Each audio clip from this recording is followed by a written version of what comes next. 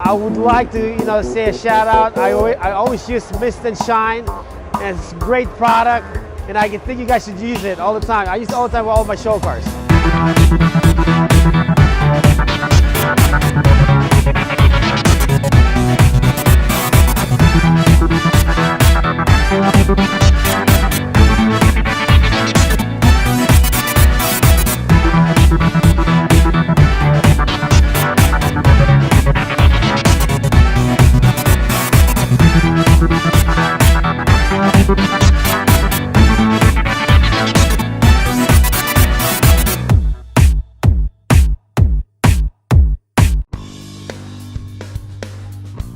Hi, my name is Ivan Tampi from Ivan Tampi Customs.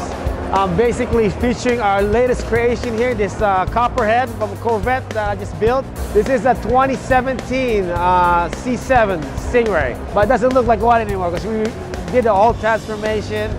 And you know what? You guys should use Mist and Shine, make the paint job look more crazier than this.